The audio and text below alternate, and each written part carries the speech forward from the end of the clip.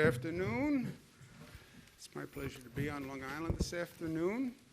I wear a mask out of respect for my fellow New Yorkers. And today at Northwell, I wear a mask to also say thank you to the nurses and the doctors and the healthcare professionals that did so much work, saved so many lives. The least we can do is wear a mask to stop infections. It's not overly intrusive, it's not overly invasive. You can make a fashion statement. I picked blue today to match my blue suit. I didn't really do that. It's just the only one I had. Let me introduce the people who are here. To my left, far left, Dr. Jim Malatras. To my immediate left, Michael Dowling, who's the president and CEO of Northwell Health, who has done just an extraordinary job. The whole team at Northwell has been extraordinary in what they've done for the entire state, not just Long Island, not just downstate New York. Northwell is the largest health system in the state, and they really stepped up to help the entire state. And Michael and the leadership he's brought to Northwell, and because he knows healthcare in New York State the way he does, former health commissioner in charge of health for the state of New York, he's really been a fantastic asset. I want to thank him. To my right, Melissa DeRosa, Secretary to the Governor. To her right, Robert Mahica, Budget Director for the state of New York. And as I said, it's a pleasure to be on Long Island. It's a beautiful day. It's that bittersweet reality that we're living in. The news is good today. The weather is good. So it's good to be here. But I'm not out on the water. I'm not fishing off the south shore of Long Island. I'm not fishing off the north shore of Long Island. Normal days, I would have been doing that by now. A little break, a little piece of sanity. But the news is good. Total hospitalizations declined again. This is an important lesson, though. What you see here, you'll see almost in every state across the state. You'll see in almost every country across the globe. Look how fast that spike comes. Look how fast that incline is, how steep the incline is, and then look at how slow, relatively, that decline is. You can get into trouble quickly with this virus, and it takes you a longer time to turn that curve and to turn that infection rate. So don't let a spike happen in the first place. Learn that lesson. Got it. Net change in total hospitalizations down, change in intubations down. Number of new cases, this is an important number that we track, down again, 335. That's on a system of 53,000, so that's really good news. Number of deaths, again, on a relative scale, the number is down. It's down dramatically from where it was in the first place, but it's still painfully high. We are basically back to where we started before this tragedy descended upon us. Didn't actually descend upon us. It actually came from people in Europe, which nobody told us, nobody knew. We all thought the virus was in China, and everybody was talking about, watch China, watch China, watch China. Well, the virus had left China, had gone to Europe, and came here from Europe. 3 million European visitors came on flights to JFK or Newark airports between January, February, March. The Europe travel ban started mid-March. By that time, 3 million Europeans had come. So that's another lesson we have to learn. We're now all excited and talking about reopening. We have all the data-driven metrics that can tell you exactly where we are in terms of reopening across the state. Albany Capital Region, which has met many of the health metrics, has to get their tracers up and running. We've been working with them to do that. They need 383 tracers. They found 430 working together, so that's great news. This whole tracing, testing, we use these words like people would know what they mean. We've never done testing on this scale. We've never done tracing on this scale. We'll have thousands of tracers who follow up after the testing statewide. So they're now being trained today, and Capital Region should open tomorrow. Long Island is making great progress. Long Island, we were losing about 100 residents per day. We're now down to about 13 per day. When someone asks, well, why did we go through all this pain for 2 months, 3 months? Because we saved lives, that's why. Because we saved lives. And if we didn't do what we did, that number of 100 per day would have kept going up. That's why we did what we did. Did it work? You're darn right it worked. We've saved many, many lives. And you look at the curve in New York versus the rest of the nation, we're going down. Many parts in the nation, the curve is still going up. Nassau County is now eligible for elective surgery and ambulatory care. Anyone who needs health service should get it. There's no reason not to go to the hospital, no reason not to go to the doctor's office, and many reasons why you should go. Denial is not a life strategy. If you have an issue, get it tested, get it resolved. We're also looking at a pilot program over the next 2 weeks to start to bring visitors back to hospitals. That's going to be run by the Greater New York Hospital Association and Downstate and Health Association of New York State Upstate. There'll be a number of hospitals participating in that. Northwell has a number of hospitals. But this is getting visitors back into hospitals with the right precaution, with the right equipment. But it is terrible to have someone in the hospital and then that person is isolated, not being able to see their family, friends. I understand the health reasons for that. We were afraid of the virus spread, but this is a pilot project to see if we can bring visitors in and do it safely. We're now taking steps to do further reopening with fewer crowds. I'm very aggressive on encouraging sports teams to start and to operate without fans. This is more an economic calculus for different sports. Some sports franchises can make this work easier than others.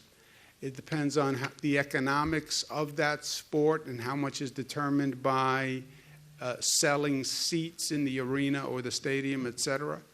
But to the extent they can start, I encourage them to start. The state will work with them to start.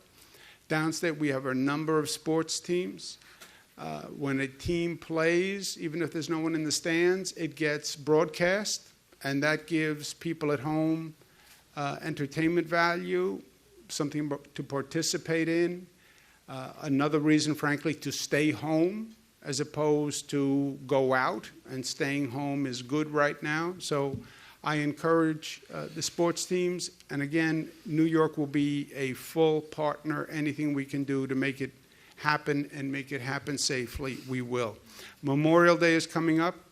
That is an important American tradition. We want to honor our veterans, and we want to make sure that no matter what happens, we are still honoring our veterans. The state will allow ceremonies, local ceremonies of up to 10 people or less. We hope that those ceremonies are broadcast, televised in their areas so people can be part of honoring that tradition. Local governments can make a decision that they don't want those ceremonies to happen. They don't want 10 people gathering. 10 is the CDC guideline, is for 10 people gathering. That's where the state got the recommendation from the federal CDC.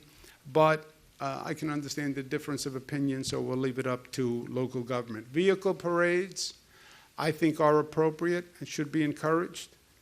And again, this is an important tradition. Many people lost their lives. This is important to many, many families all across this state and nation. It's important to the veterans that they be recognized. And I think we can do that, and I think we can do it safely. New Yorkers are doing everything they can as a people. Our response has been probably the most demanding in the country because we had the largest number of cases. But every step of the way, New Yorkers have stepped up. As a government, we are doing everything that we can. We're doing more testing than any other state.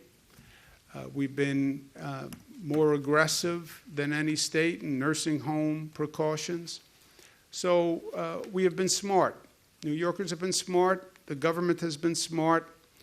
And that should be respected. And now we need a federal government that is as smart as the people who elected that federal government. Because New York, to move forward and move forward quickly, we need a federal government as a partner. They're now in the midst of running a number of programs that provide cash benefits to corporations. Let's make sure when we're giving those corporations funding that the corporations are actually acting on behalf of Americans. I proposed something called the Americans First Law. Not America First, Americans First Law. We learned the hard way in 2008 that you can see government provide billions of dollars to corporations to, quote unquote, stabilize the economy. We did this after the mortgage scandal. We gave billions to the banks, remember, because they were too big to fail. So we had to give billions of dollars to the banks. What did the banks do? Many of them turned around and gave themselves bonuses. And they gave themselves parties and end-of-year bonuses and special pay bonuses. These are the same banks that created the mortgage fraud in the first place, then get bailed out by the taxpayer, and wound up having parties at taxpayer expense. I fear what they're going to do this time is they'll take the money from government, but then they'll lay off workers. They're already talking about it. You see these corporations talking about getting lean and restructuring. That means downsizing. Why? Because they think they have an opportunity. Now many of the employees have been laid off temporarily or temporarily at home. The corporations think this is an opportunity to reopen with fewer employees. It would be such a scandal if corporations now took taxpayer dollars and then laid off workers and reopened. It would be such a scandal and a fraud if these corporations were allowed to receive government money, lay off workers, and then government taxpayers had to subsidize the workers who were laid off. So my law is very simple. If you take government funds, you must rehire the same number of workers you had pre-pandemic.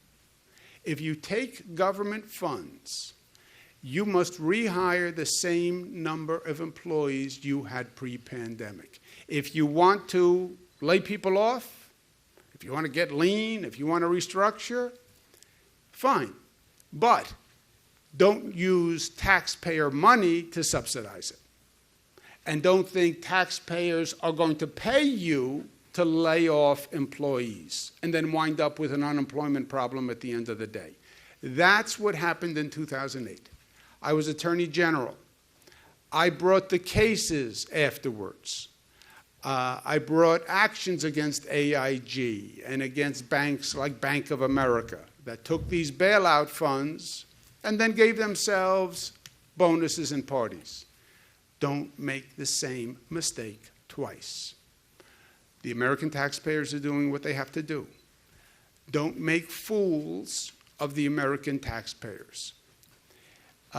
Second, Washington was very quick to fund businesses and corporations. The bills they've passed thus far have been about funding corporations and businesses to prop up the economy. Fine. Who did they not fund? They didn't fund state governments and local governments.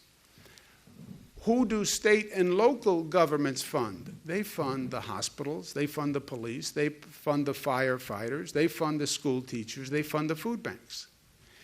Why was Washington so quick to fund the corporations and the big businesses, but now they have to think about whether or not they want to fund state governments and local governments, the hospitals, the police, the firefighters, school teachers? What sense of priority do you have that you see so clearly the need for corporations, but you don't see the need to continue basic services? And what makes this so offensive to me, you turn on the TV, you see all these ads praising the healthcare workers and the nurses and the doctors who saved so many lives and worked so hard, and the first responders who went out there. They're the heroes of today. And they are. And they are. And they should be acknowledged. And they should be funded. If you don't fund New York State government, you know what that means? That means I have to cut aid to Northwell, to hospitals, to nurses, to doctors. It means I have to cut aid to local governments that fund police and firefighters. I have to fund funding to schools, teachers, who also have been heroes doing remote learning, etc. It's about priorities. It's about values. And I understand the large corporations are the ones who fund the political accounts of these elected officials. But let them remember that they get elected by the people. People still vote. People still matter. Show the same consideration for the workers that you showed for the corporations. That's all I'm asking. And that's the Americans' First Law and state and local government. And this is not a partisan issue. This is not Democrats versus Republicans. I have stayed 100 miles away from any politics all through this. This is no time for politics. And this is not a political divisive issue. This is all the governors in the United States. National Governors Association represents all the governors. The White House left it to the governors to do the reopening, right? All the states are doing the reopening. You can't tell the states, go reopen, figure it out, and then not provide them with the funding to do it. The head of the National Governors Association is a Republican governor, Governor Hogan. I'm the vice chairman of the NGA. I'm a Democrat. In unison, in a united voice, we're saying to Washington, you need to pass funding for state and local governments. The House passed a bill that did it, that also provides funding for testing, which is very important, this testing tracing enterprise. It repeals SALT, which is an additional tax on New Yorkers for the federal government. But the Senate now has that bill. The Senate must act. Also, there was very exciting news about a company that might be close to developing a vaccine. And the federal government is working very hard to accelerate the vaccine, as they should. The testing, the regulations, the procedures about getting a vaccine online. That would be the best possible outcome. But we have to make sure whatever company finds the vaccine, right, finds the pot of gold, that whatever private company finds that, the vaccine must then be available to all people. And it can't be a situation where only the rich, only the privileged can get the vaccine because one company owns the rights and they can't produce enough for everyone. This is a public health matter. This is a national security threat. This should not be about one corporation's privacy. If the federal government is bending over backwards and jumping through hoops to allow this company to develop a vaccine, then let's make sure the federal government sets the rules now and says to any company that develops the vaccine, the next day we have to be in a position where that patent, that formula can be given to companies all across the globe to produce a vaccine so we can treat everyone. And the last point is this. The world is different today than it was. There are situations in life that can happen on a moment's notice and change the very trajectory and definition of your life. You can get health news about an individual that just changes your whole life. What you thought was so important yesterday becomes totally unimportant. This situation This COVID virus has changed the world fundamentally. I don't believe we ever go back to where we were. I don't even believe life is about going back, right? Life is about going forward. But this is a different world. It's a different world individually. It's a different world for families. We're all trying to recalibrate and reassess who we are and how we live and what's important, what's not important. I hope on an individual level that this period is going to make me a smarter person, a better person, a deeper person. It's made me question a lot of things about my life, a lot of priorities, a lot of things I was doing. Makes you think through personal relationships and what's important and where have you been spending your time. And was that the smartest use of time? Sometimes when something is taken away, you see how valuable it was. Now you can't go see family members if you wanted to. You can't see friends if you wanted to. When someone says you can't, changes your whole perspective. Then you ask yourself, well, why hadn't I been? Why didn't I? And when I get a chance, how am I going to do it differently this time? And I think that can actually be a good process to go through. Painful, but good. But it's also true for government. Government is important again, right? Government, most days, you lead your life, government, politics, it's a sideshow. It's not that important. When does government really become important? Probably almost not in my lifetime. You know, when has it been vital? It's vital at the time of war, crisis, real national crisis. But that's the only time it's really vital, where you don't have a choice but to deal with and rely on government. Well, government is now important again, in a way it hasn't been in my lifetime. It matters what government does. Government has made the difference between life and death here, right? Because government is part of social action. And the people who saved lives in this are New Yorkers for doing the right thing. But government was part of that, right? It helps organize. Today, government's going to be held to a different standard. And it has to be fundamentally different. It has to be smarter than it was.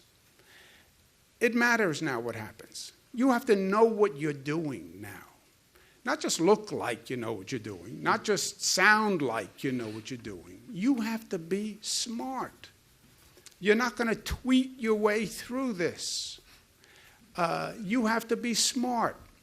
You have to be competent at what you do. There's something called government. And you either know how to do it or you don't know how to do it. You know, for many years, anyone can be in government, you know.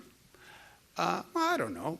Can anyone be a nurse? Oh, no, you have to know what you're talking about. Can anyone be a doctor? No, you have to know what you're talking about. Can anyone be a lawyer? No, you have to know what you're talking about. Can anyone be a plumber? No, you have to know what you're talking about. Can anyone run government? Oh, yeah, anybody can run government. The less you know, the better. Well, that wasn't true. You have to be competent. And it has to be beyond politics. This is not about an ongoing campaign. You're now a government official. You represent everyone. Forget the politics. Represent people. And it doesn't matter, Republican, Democrat. That's all garbage now. I'm the governor of New York. All New Yorkers. I don't care if you're Democrat, Republican, atheist. I don't care if you vote. I don't care if you don't vote. That's your business. I represent you. You pay me to represent you. That's how I see it. And government has to be fair, and it has to be effective. That's where we all are now. And that's where we've been in New York. And that's what it means to be New York tough. As a person, as a society, as a collective, and as a government. To be smart, to be united, to be disciplined, to be loving. That's New York. Questions? Governor, two questions. First, from the MTA. This morning, MTA executives were asked about when reopening happens on Long Island and New York City, whether people can commute to work by mass transit, and whether they have enough capacity. Phil Lang, the Long Island Railroad president, said he's looking to the state for guidance about whether they can run more trains. So would you tell them to do so? And my second question is about the child multi-inflammatory syndrome. How many cases are there now in the state? Do you have it broken down at all by county? And do we have any idea how these children have been exposed? Yes, 120, and no. Just playing with you. The MTA, the Metropolitan Transit Authority, runs the subways and buses and commuter rail in downstate New York. First of all, the MTA, talk about being better for this experience. The MTA is going to be better. The trains are cleaner today than they have been. We did something on the subway service, which is for the first time we stopped running trains for several hours at night. The trains always ran 24 hours a night, 24 hours a day. We stopped running trains for several hours. That allowed us to do two things. First, we had to disinfect trains, which we had never done before. We cleaned trains. Nobody ever talked about disinfecting a train from a virus, right? How do you do that? All those trains, all those buses, subway stations. We disinfect all the trains. And to disinfect the trains, we had to get everybody off the trains, including homeless people. And homeless people shouldn't have been on the trains in the first place. Why are you sleeping on a train? We can do better than that.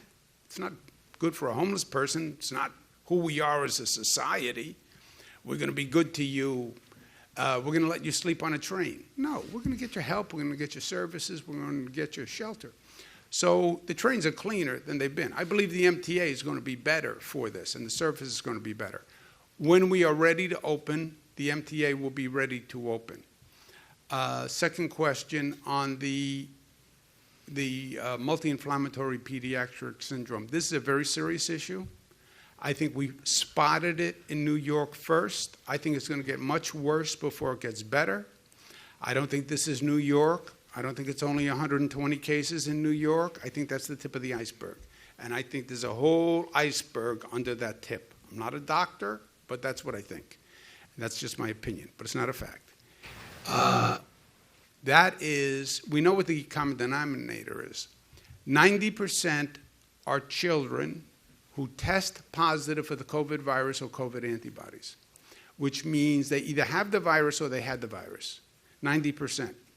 And they are exhibiting inflammatory symptoms as an immune response to the virus.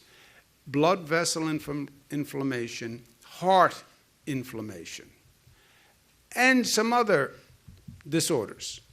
But it's an inflammatory response to the COVID virus. Now, it didn't look like the COVID virus because it wasn't respiratory.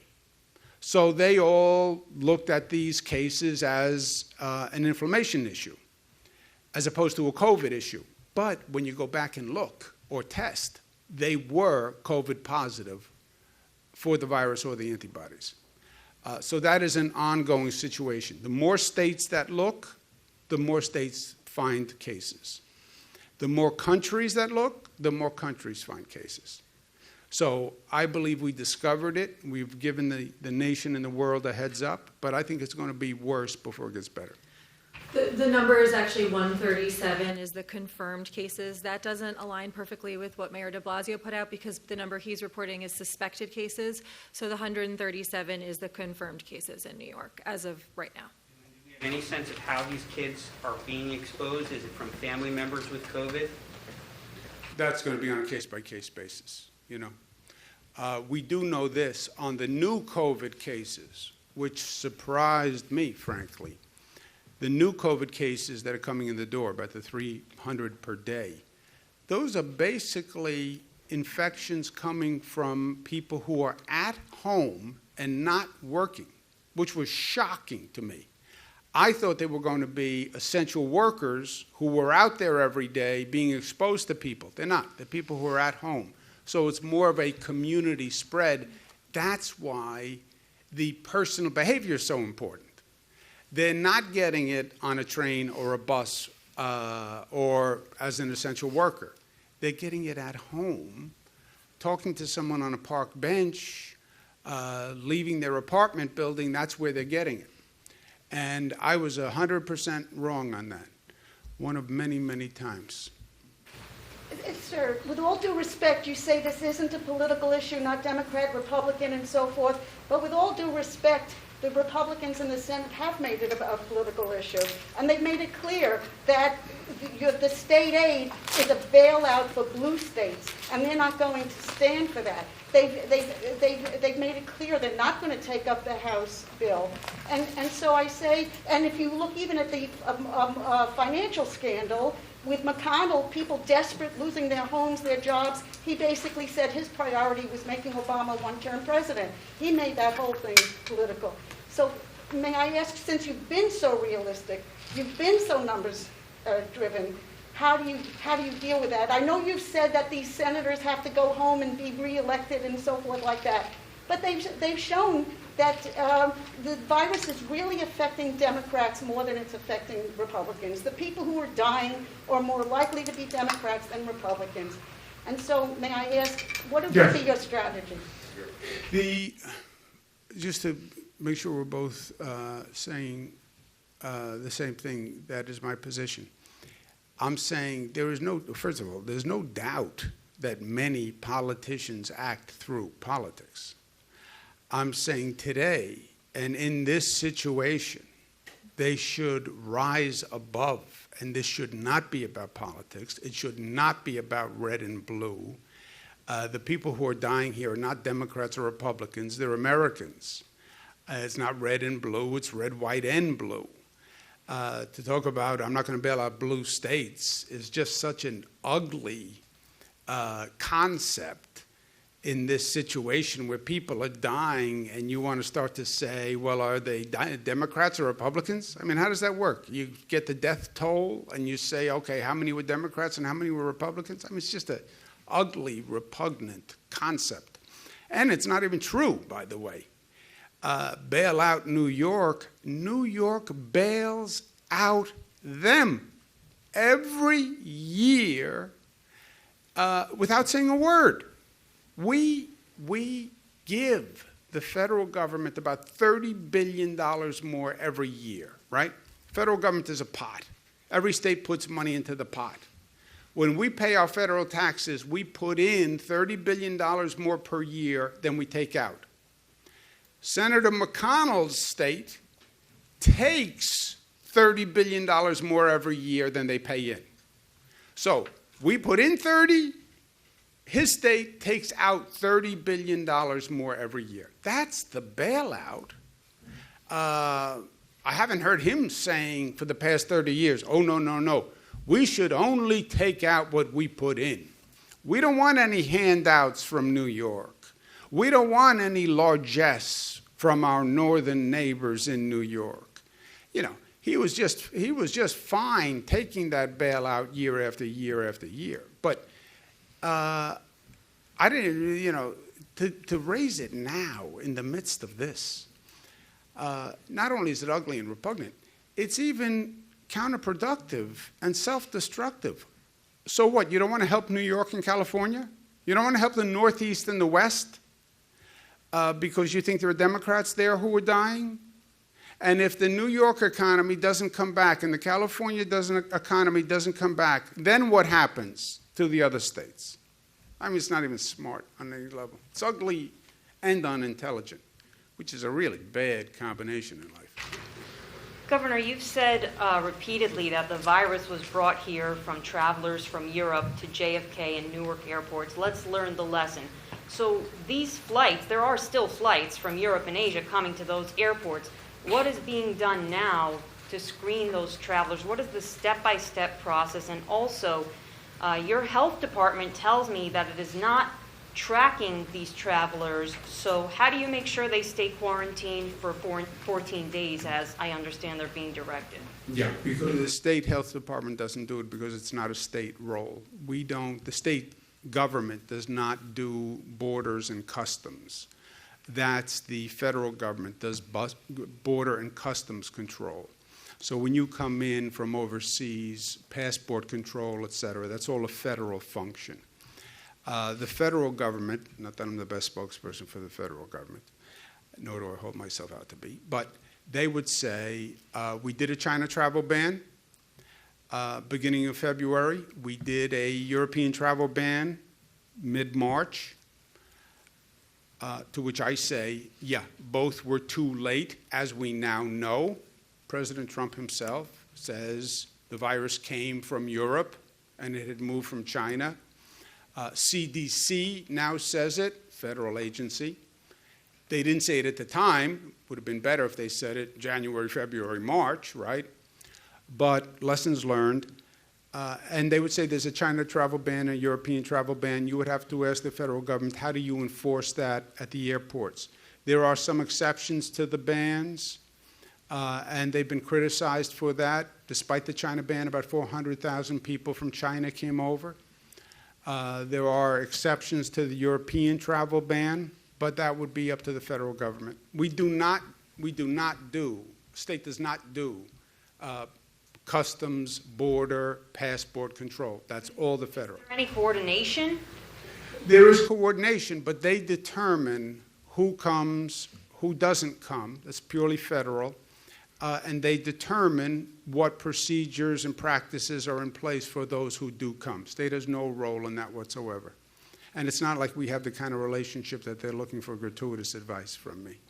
Do you think these flights should be canceled at this point? I think they should have been, we should have known, well, in a perfect world, and if we have to run the videotape and if we have to get ready for the next situation, the question would be, how did we not know that the virus was going to leave China and go to Europe?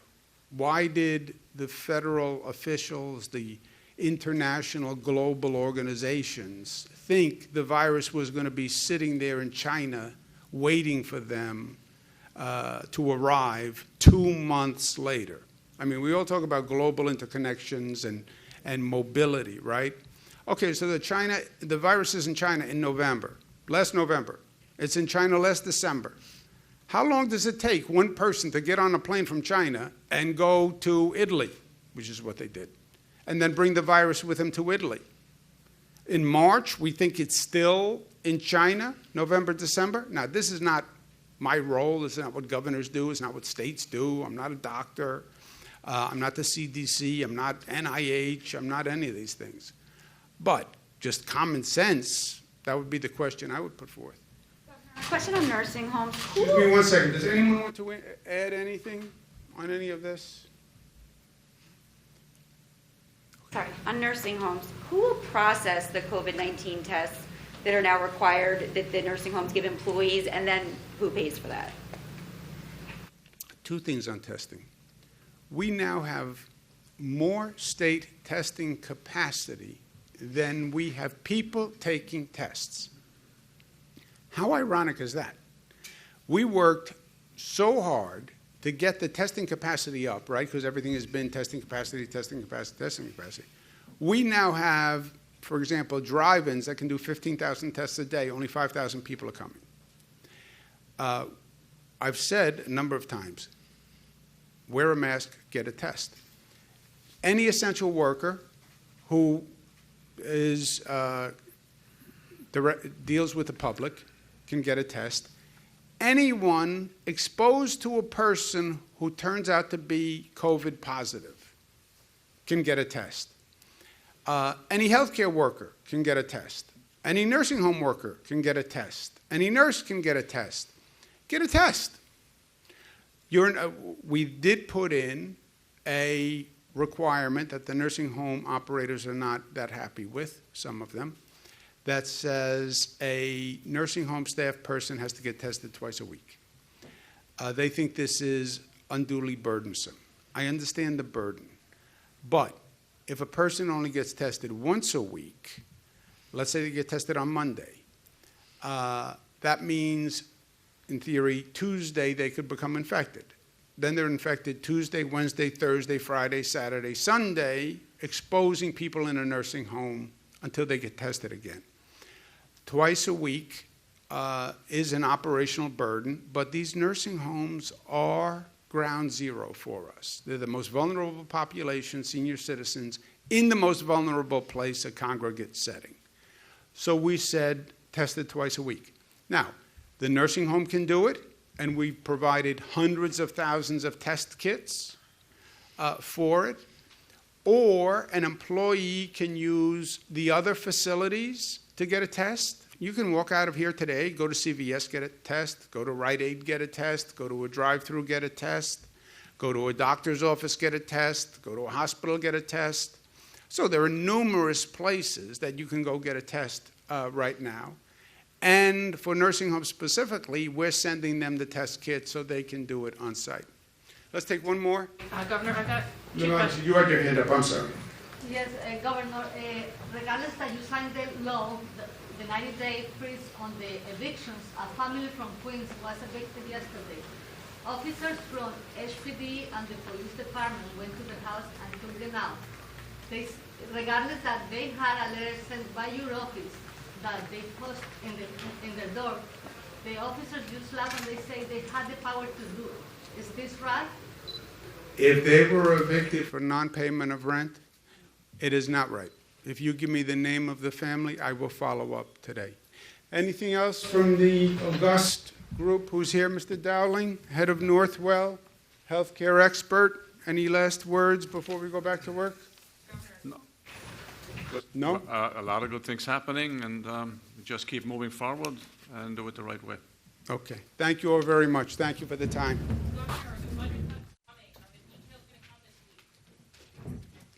We're going to see, I've said repeatedly that we're waiting to get the number from the federal government, what they're going to give us in terms of aid, and then we'll know where we are. But we can't. Well, we'll see in a couple of more weeks, but if the federal government doesn't act in a couple of weeks, they will be more reckless and irresponsible than even I thought they were. And that's saying something. Do the Long Island officials think it's going to create a crowding situation? It's up to the local governments. Thank you, guys.